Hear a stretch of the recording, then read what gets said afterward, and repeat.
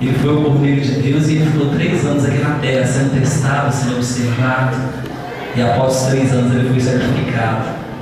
Deus é maravilhoso, aleluia. Jesus Cristo é o nosso Cordeiro. Nós vamos falar aqui em rápidas palavras, uma mensagem que o Senhor colocou no meu coração. Provérbios, no capítulo 30, verso 18 e 19.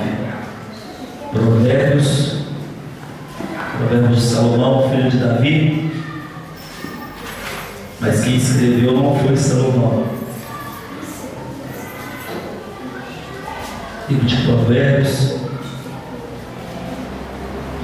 no capítulo 30, o verso 18 e 19 diz assim: há 3 coisas misteriosas demais para mim, 4 que não consigo entender: o caminho da águia no céu, o caminho da serpente sobre a rocha, o caminho do navio em alto mar, e o caminho do homem com uma virgem. Graças a Deus por essa palavra. Esse versículo ele mexe muito comigo, porque ele me faz lembrar da minha primeira caminhada ali no Evangelho. Esse versículo ele falou muito comigo nos meus primeiros passos. E o que me deixa curioso também é que Agur foi o escritor desse provérbio. Ele fica maravilhoso com essas coisas que ele vê. Eu não sei ali se ele estava, ao escrever esses provérbios, se ele estava no alto de uma montanha, ou talvez à beira-mar, nós não sabemos, ou até quem sabe dentro de um navio. Mas o que eu vejo aqui é que ele fica extasiado com essas visões, com essas 4 visões que ele vê. A primeira coisa que ele fica maravilhado aqui é com o caminho da águia no céu. Eu já li livros, falando sobre esse animal maravilhoso que é a águia, fazendo comparação da águia com o homem.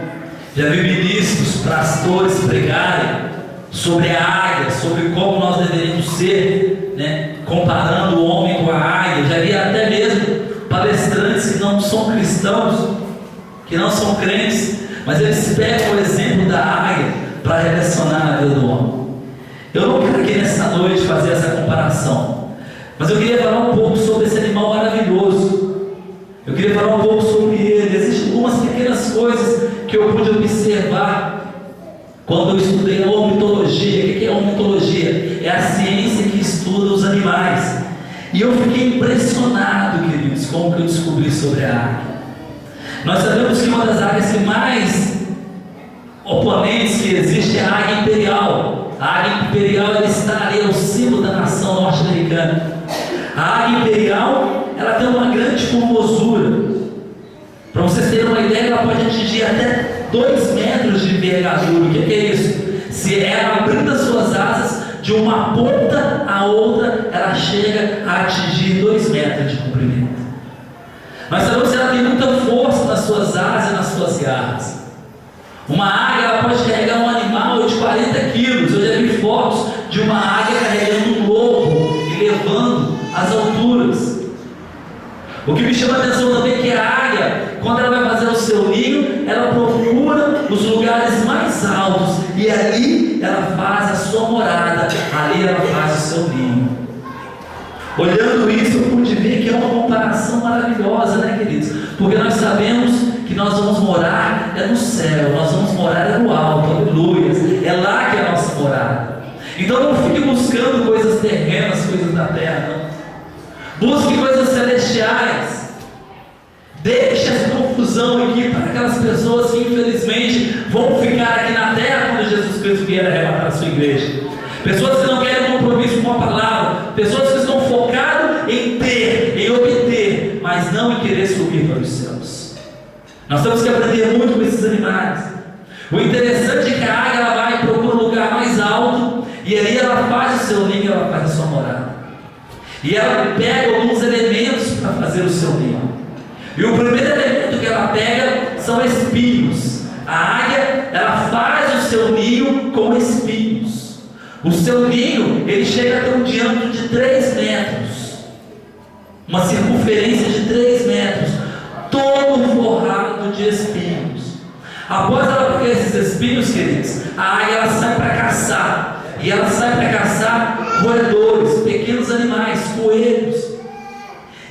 ela mata aquele animal, aquele coelho, ela tira a sua carne e leva a sua pele para forrar ali o seu ninho. Por baixo há espinhos, por cima pele de coelho. Ela não só se contenta com a pele de coelho, e ela sai para caçar cobras, serpentes. Quanto mais bonita, quanto mais colorida for a serpente, melhor é para ela. E quando ela chega, ela depara com uma serpente, ela já chega abrindo as asas, abrindo assim os seus braços. E quando a serpente ela vê aquela cena, ela já assusta e já fala assim: já estou morta. Isso me faz lembrar quando Cristo Jesus ele abriu seus braços no Calvário, ali na cruz do Calvário. Quando Jesus Cristo abriu seus braços na cruz do Calvário, Satanás ele disse assim: já estou morto, já estou derrotado. Aleluia. Infelizmente eu já ouvi pregações falando que quando Jesus Cristo ele foi crucificado, houve festa no inferno, que o diabo ficou feliz vendo a morte de Cristo Jesus. Isso é uma mentira, queridos. O diabo não queria que Jesus Cristo fosse para a cruz, sabe por quê? Porque foi na cruz que Jesus derrotou o diabo, aleluia. Foi na cruz que ele nos resgatou. E quando a serpente ela vê ali a águia aberta, ela já sabe que ela já está perdida. E a primeira coisa que a águia faz é arrancar a língua da serpente. Nós sabemos que as cobras, as víboras, as serpentes, elas se direcionam pela sua língua. A língua é o seu radar. A primeira coisa que a águia faz é arrancar a língua da serpente. Após ali ela arranca os seus olhos, mata a cobra, tira toda a sua carne e leva o seu couro para forrar o ninho. Para que isso, queridos? Tão somente para enfeitar o seu ninho. A águia ela faz isso. A águia ela bota no máximo 3 ovos. Quando isso acontece, ela pega um dos seus ovos, olha bem, e ela lança o ovo com um ovo desse nas suas garras. E ela pega uma certa distância e ela volta para o seu ninho. O seu ninho é formado nas montanhas, nas rochas. Quando ela está chegando próximo do seu ninho, ela solta aquele ovo sobre a rocha. Aquele ovo, ele se esborracha ali naquela rocha e fica aquela marca daquele ovo. Por que isso? Porque a águia ela consegue enxergar o seu ninho a 3 quilômetros de distância. Ela faz tão somente isso para encontrar a sua morada. Eu quero perguntar para você que entrou aqui nessa noite: aonde está a sua morada? Você já pensou nisso? Aonde você vai morar daqui a uns anos, ou quem sabe daqui a uns minutos? Nós não sabemos se Jesus pode voltar agora mesmo, ou você pode perder o fôlego de vida agora mesmo. Aonde é a sua morada? Será que ela está a mais de 3 metros de distância, onde você não consegue enxergar? A mais de 3 quilômetros? Pense nisso nessa noite. Você precisa saber para onde você vai, querido. Você precisa saber aonde você vai morar depois que você sair dessa terra. Nós precisamos entender isso. E aí, ela abre mão de um ovo para identificar a sua morada. Os 2 ovos, ela cuida bem. E ela choca aqueles 2 ovos. E ali nasce aqueles filhotes. E ela começa a alimentar aqueles filhotes. Só que chega a um ponto que ela já está cansada de alimentar aqueles filhotes. Ela quer que aqueles filhotes aprendem a voar para terem sua vida sozinhos. Só que o que chama mais atenção é que eles têm medo de voar. Veja bem, filho de águia com medo de voar. Na igreja, às vezes, nós começamos a observar essas coisas. Pessoas que são filhos de Deus, mas que têm medo.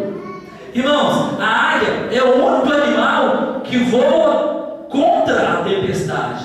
Quando está formando uma tempestade, todas as outras aves, elas fogem da tempestade. A águia não, ela vai ao encontro da tempestade. E quando a tempestade está muito forte, ela voa para o alto, ela sobe, ela vai acima da tempestade. E lá ela fica planando. A ave a águia é a única ave que descansa quando voa. É interessante isso. Quando tem uma tempestade, ela está descansando. Lá embaixo está vendo a tempestade. E ela está no alto, planando, voando. Nós temos que aprender com esses animais, queridos. Eu sei que vocês estão passando por lutas, por dificuldades, mas descanse em Cristo Jesus. Aprenda a descansar nele. Nós temos que enfrentar as diversidades. Nós não podemos parar. Quantos estão parando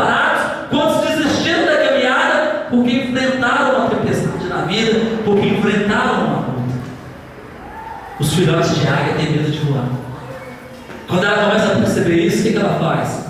Ela vai para a beira do seu ninho e ela começa a tirar aqueles pelos, aquelas peles de coelho, aquelas peles de cobra. Ela tirando aquelas peles, o que acontece? Os seus filhotes, eles caem sobre os espinhos e eles começam a ser espetados ali. E o único lugar seguro naquele ninho é se eles subirem em cima da águia. Ela faz isso de propósito, para que seus filhos sobem em cima dela. Quando seus dois filhotes sobem sobre ela, a águia, ela lança voo, ela começa a voar, e ela voa bem alto, queridos. Uma águia, ela pode chegar a mais de 10 km de altitude. Isso é um voo de cruzeiro, de um Boeing. E quando ela está numa certa altura, bem alto, seus filhotes estão seguros ali, porque eles estão sobre a águia. Ela faz isso. Ela vira de cabeça para baixo. Seus filhotes caem em desespero. Eles começam a cair, achando que vão se esborrachar no chão. Quando a águia começa a observar que eles estão desesperados caindo, lembra que ela consegue enxergar um alvo a 3 km de distância? Ela vê os seus filhotes caindo, ela fecha suas asas e dá um mergulho para o vazio, para o nada. Uma águia chega a atingir mais de 300 km por hora. É uma velocidade de Fórmula 1. E quando seus filhotes estão quase chegando ali no chão, elas passam por debaixo deles e eles caem em cima dela e eles o seguram em nome de Jesus. Aleluia. O que eu quero dizer com isso? O que você quer dizer com isso, querido? Eu quero dizer que nessa noite aqui, querido, você não vai se arrebentar, aleluia. Você não vai se esborrachar no chão, sabe por quê? Porque a águia aqui nessa noite é o El Shaddai Todo-Poderoso, aleluia. Ele é o Deus Todo-Poderoso que nos guarda, que nos segura. Então não tenha medo de voar não, querido. Não tenha medo não de trabalhar na obra do Senhor. Não tenha medo de atender um chamado missionário. Não tenha medo de atender um pedido do seu pastor. Não tenha medo de fazer a obra não, porque você não vai se encaixar. Porque você é filho do Deus Todo-Poderoso, aleluia. Uma outra coisa que me chama a atenção aqui é o caminho da cobra na rocha. Certamente ao passar pela penha, a cobra, ela não deixa rastro. Ela emite um cheiro, mas ela não deixa rastro. Eu não posso saber se ali passou uma cobra ou não na penha. Esse é o caminho. Por que Agur ficou maravilhado? Quando também a cobra, ela sente que há perigo, ela se refugia nas frestas da rocha. A rocha serve para isso, para esconder quando ela vê algum perigo e algum sinal. Uma outra coisa também que me chama a atenção, quando ela está sobre a rocha, ela encontra um lugar seguro, ali é sua morada. Por que Agur falou isso, querido? Porque infelizmente muitos de nós estamos no mundo, mas nós estamos deixando rastro. Muitos de nós não podemos dar testemunhos de cristão. Muitos de nós não podemos falar que somos crentes, porque senão nós vamos escandalizar o Evangelho. A cobra dela não deixa rastro, ninguém sabe por onde ela passou. Nós temos que ser assim também nesse mundo. Nós não podemos deixar esse rastro que muitos estão deixando aí, escandalizando. Hoje as pessoas estão desacreditadas no Evangelho, por quê? Porque pessoas estão deixando um rastro de pecado, porque pessoas não têm aqui, não têm temor de Deus. Infelizmente são piores que demônios, porque a Bíblia fala que os demônios, eles têm temor e tremor. E muitos de nós não temos temor e tremor. Eu estava conversando com um pastor aqui hoje, jovens que não têm tremor, que dentro da igreja são algo aparente, mas fora, infelizmente, dão vazão à fraqueza, dão vazão ao pecado, e infelizmente se tornam alvo de escárnio. Nós não podemos ser assim, queridos. Quando também a cobra, ela vê o sinal de perigo e ela esconde, eu quero dizer para você que há um esconderijo em Cristo Jesus na sua vida. Se você está sendo perseguido, se você está sendo tentado, saiba que você pode esconder em Cristo Jesus. Ele é a sua segurança. Ali é a sua casa, a cobra tem ali o seu caminho, aonde esconder Jesus Cristo em sua morada, meu irmão. Não faça isso, não abandone a Cristo. Um outro caminho para terminar aqui, porque o tempo já nos pede para parar, é o caminho de um navio no mar. Eu não sei por que a cor teve essa admiração, porque o rastro de um navio, de uma nau sobre o mar, é muito rápido, logo se apaga. As embarcações daquela época eram diferentes das embarcações de hoje. Hoje nós podemos ver os navios aí que carregam milhares de toneladas de petróleo mar adentro.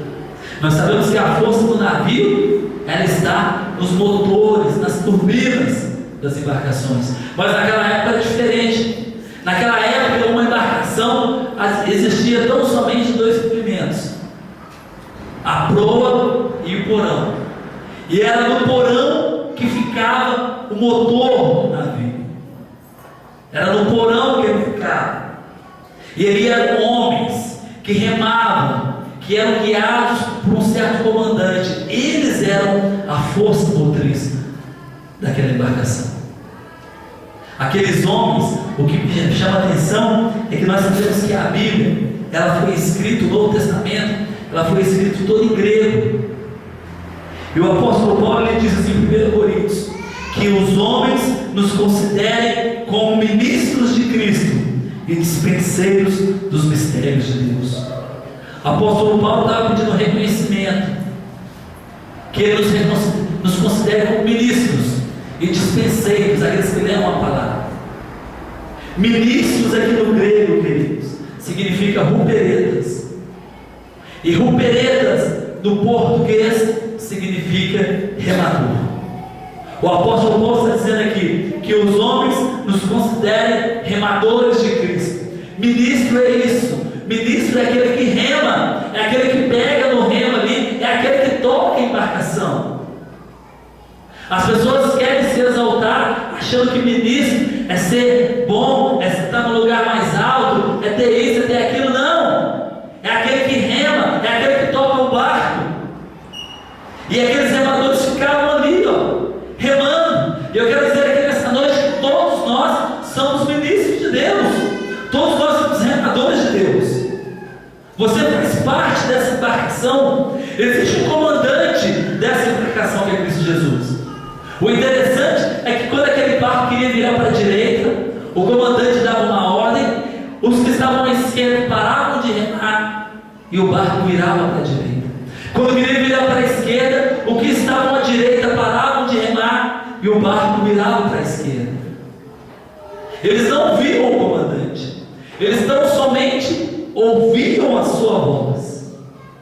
Nessa noite aqui, Jesus Cristo está fazendo dessa igreja aqui uma grande embarcação. Aleluia! Nós não podemos ver Jesus Cristo com nossos olhos carnais, mas nós ouvimos a sua voz, nós sentimos, e a voz de Jesus Cristo nessa noite é: trabalhe para mim, trabalhe para mim, reme, não desista, não pare de remar, não fique impressionado com as coisas desse mundo, não.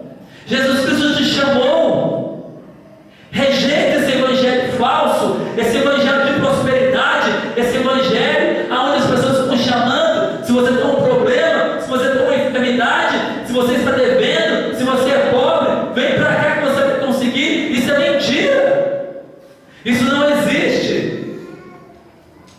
O evangelho é um evangelho de cruz, de dor, de sofrimento. Esse é o verdadeiro evangelho, queridos.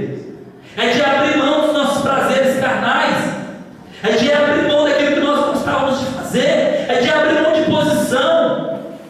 Esse é o verdadeiro evangelho. Quanto mais você quer chegar próximo de Deus, mais você tem que descer, mais você tem que abrir mão. Esse é o verdadeiro evangelho. E Jesus Cristo nesse último dia te chama para trabalhar na sua vinha. Aquele que precisa um arado, se olhar para trás, esse não é digno de mim. Não olhe para trás. Naquela época, nós sabemos que Israel, que a Palestina, é um terreno arenoso. E quando aquele trabalhador ele punha a mão no arado, ele não podia descuidar nem um pouco, porque ele poderia encontrar uma rocha na frente. E ao arado batendo na rocha, ele poderia voltar na sua perna, poderia cortar a sua perna até mesmo perseguindo a sua perna. Isso acontecia constantemente naquela época. Pessoas perdiam a sua perna porque estavam com a mão no arado, estavam distraídas. Foi por isso que Jesus fez essa comparação. Não olhe para trás, não pare, não desista. Deus nessa noite quer abençoar a sua vida.